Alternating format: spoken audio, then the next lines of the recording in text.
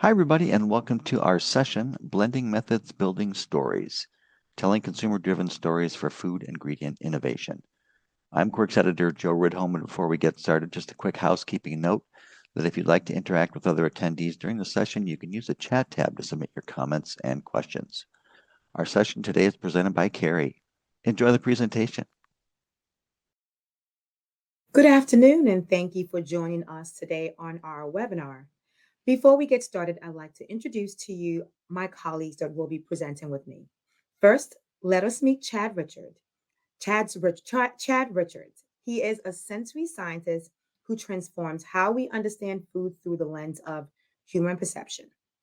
With 8 years of experience at Kerry Group, Chad uses sensory science to bridge the gap between data and decision making, helping teams translate what people taste, smell, and feel into insights that move businesses forward. He's not just testing products, he's uncovering the why behind consumer choices. For Chad, the real power of sensory lies in the ability to inspire bold, informed action rooted in how people truly experience food. When he's not changing minds in the food industry, he is powerlifting and participating in strongman competition. And next, I'm excited to introduce our next speaker, Donya, who began her career as a food scientist focused on formulas and technical precision.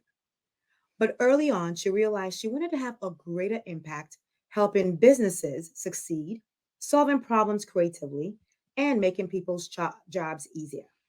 That led her into sensory, consumer, and market research, where she spent the past 27 years turning data into decision driving stories. Donya has held executive roles in research and nonprofit organizations across Canada and the US and contributes to global practices through ISO and American Standard Testing Materials documents. Outside of work, she's a trail runner, a softball outfielder, and a high rocks competitor. Please welcome Donya Stubbs. And I'd like to introduce Stella. My pleasure to introduce Dr. Stella Salisu, an industry leader who has been shaping the world of sensory and consumer research for over 20 years. Her journey began in the fragrance industry and evolved into food, where she's made it her mission to help brands deeply connect with consumers through the power of perception. A proud moment in her career, working on a fragrance launch and meeting none other than Britney Spears. A reminder that insights don't just live in data tables, they influence culture. Stella has served on the executive board of the Society of Sensory Professionals and is an active member of ASTM's Committee on Sensory Evaluation, where she recently helped release a groundbreaking guide aligning sensory perception with instrumental data. Whether she's in the lab, the boardroom, or on stage as a real-life MC, Stella brings a human-centered lens to every conversation. Because of her, insights are more than numbers, they're stories waiting to be told. Please welcome Stella, and thank you for joining our session. Thank you, Donya. And next, before we begin the why to why we're here today, we have a few questions that we'd like to ask you. We're going to start with, think about Dubai. How many of you have been to Dubai? Next, how many of you have heard of the Dubai chocolate? Would like for you to answer in the chat. And finally, have you ever tried the Dubai chocolate?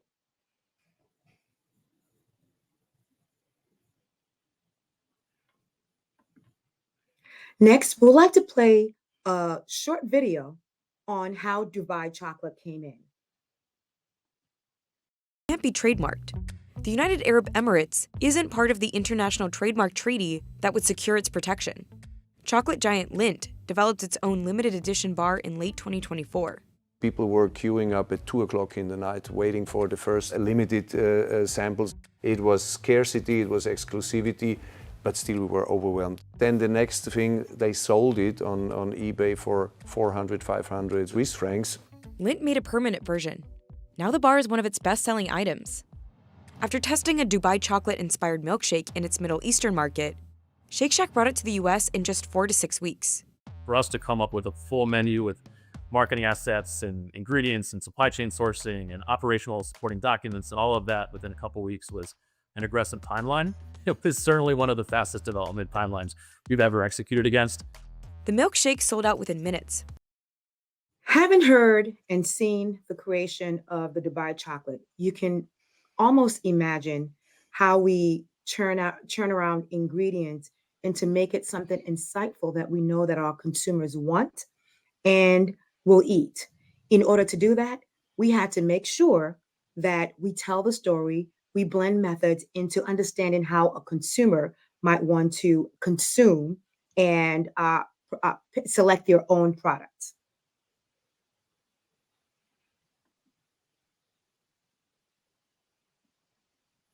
We already did the introductions, so I'll skip on to our the main reason why we're here today. Today, we will really highlight a real-world case study and share practical tips on how we turned data into story saying that inspire brand partnerships. Let's talk about why this matters. Innovation cycles continue to get shorter, and the competition on the shelf is fiercer than ever. We are being asked to not only deliver just ingredients, but we need to tell a story behind these ingredients or our ideas. This means including a consumer lens in our creation and making it relevant to all of our brand partners. Because guess what? Without our consumers, we won't be successful in everything we do. Not only do we want to be successful, we want to make sure that our brand partners are also successful. And as that's the case, we have to include our consumers.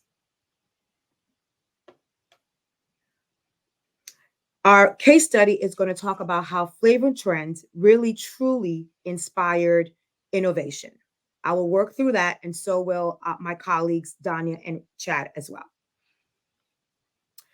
This case study truly outlines how we took an approach to get ahead of a flavor dish trend. Yes, a flavor dish trend that was translated into a salty snack. Think about if you're having Thanksgiving dinner, all those favorite dishes, which we took flavor trends, turned it into dishes, and then created snacks out of it. Our objective really was to uncover flavor preferences, better for you, which is very in line with today's trends, snacking behaviors to inform new ingredient-based product platforms, and ensuring that it is convenient. So we went from culinary trends to snacking that would include some flavors that would include grilling, charring, making sure that it's health conscious, and also ensuring that it's convenient. Our consumers, when they snack, they want to on-the-go snack. Our framework, our approach, starts with the business goals and layers in market insights, informal tasting, quantitative and qualitative research. And the penultimate goal for us is rich, insight-driven stories that support faster innovation, better alignment with consumers, and stronger collaborations with food brands.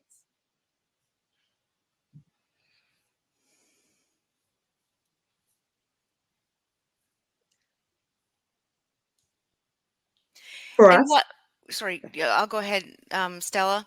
So why do we use blended methods? Stella talked about doing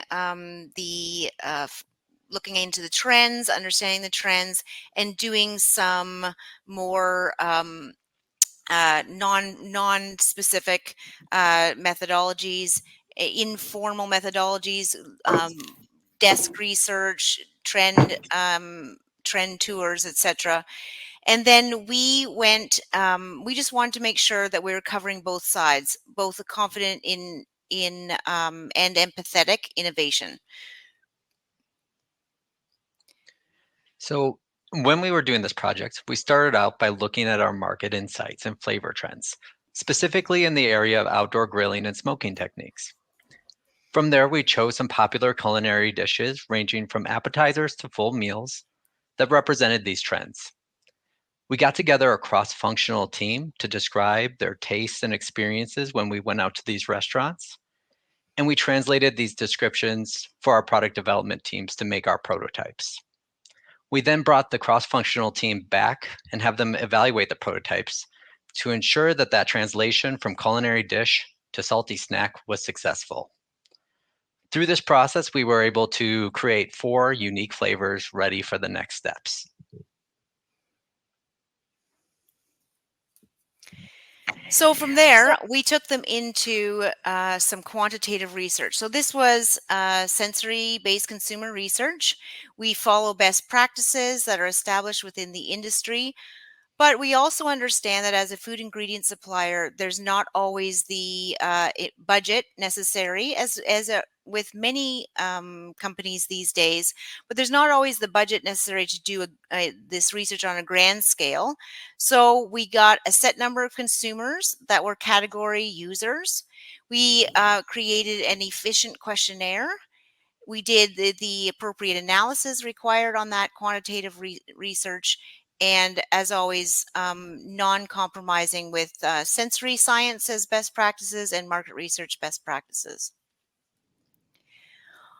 In addition to the quantitative, we also took people out of the quantitative, and some of them took some of the products home. And they were able to join online discussions that evening.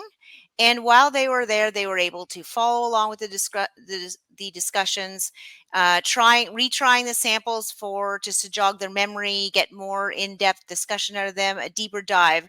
But we didn't just talk about the sensory components that we had discussed in the quantitative, but we also started to understand more about these consumers and their relationship to these products. We talked, as Chad outlined, this was about grilling and smoking. We talked about their cooking methods, what these dishes, because these flavors were about and tied into dishes. So what did these flavors make them think about when it came to cooking methods? Was it correlating with grilling and smoking? We talked about the strengths of the products. We understood the opportunities of the products, and that's getting very specific to the flavor nuances and how closely they reflected the meals that we were targeting. We talked about emotional connections with these products and how these products made them feel, and then you get into family, and you start to uncover occasions that they associate with the flavors. And it was fascinating when it was about 4 meals and it was about grilling and smoking, but the different occasions and emotions that each of them brought out was really great to uncover and see that there was nuanced differences. And from there, we put together a quantitative and qualitative one-pager to help our story. It doesn't have data. It has some quotes from the qualitative. It has a description that we use to help people understand in the quantitative what they were going to taste, set the context for them. And then we had this one pager that not only could Stella and Chad and their internal team use at Kerry, but they could also transfer it directly to their client partners.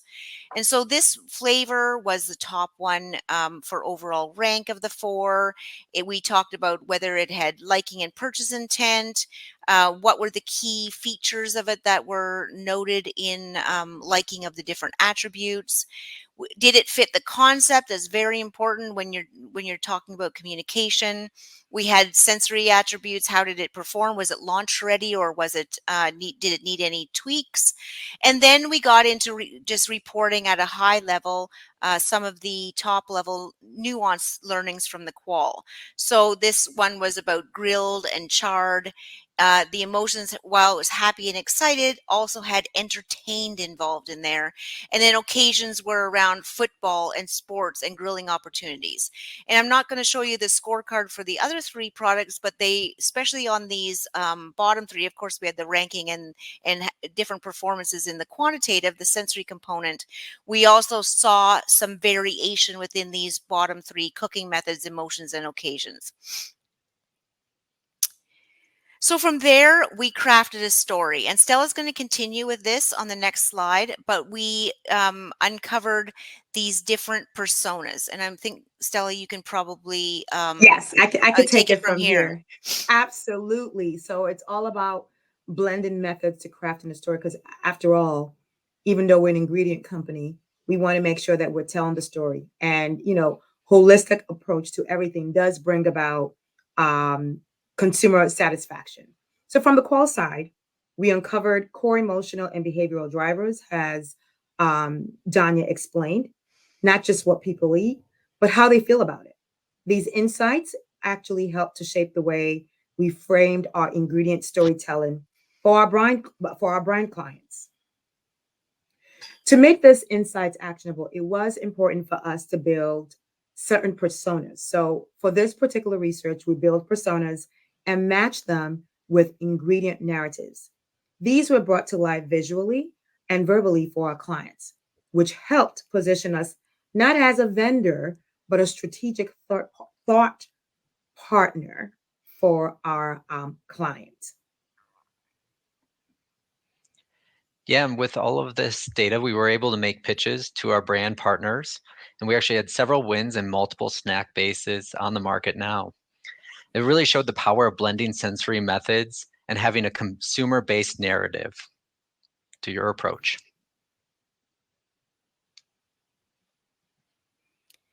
So we find that working together as Matrix Sciences and Kerry, we define the business goal. We design the hybrid research, and sometimes that involves, the quantitative and qualitative doing it together. Sometimes that involves our clients, such as Kerry, bringing in previous research they've done, such as the meals investigations that they had done and trends research. We take all that research and we bring it together to synthesize into a story. And then, most important, is to deliver tools to help Chad and his sales team have that success that they're looking for. And it leads into a successful story that isn't just from a developer's point of view, but from the consumer's point of view.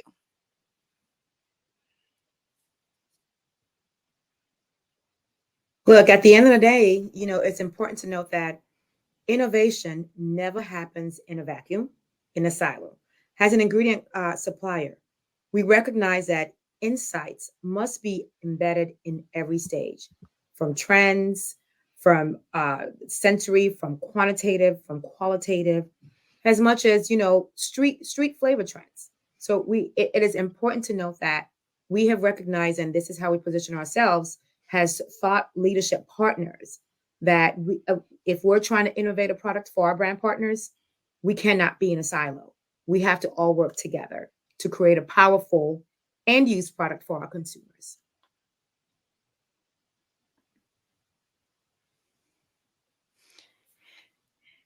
So some of the key takeaways that we had was to make sure that together as a with your partners, that you determine your business needs.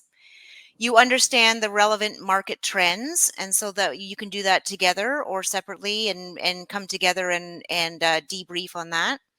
Utilize strong collaborative but informal approaches, and I think that Kerry used some great approaches in this informal way to better understand the direction that they would go into R&D. Then with those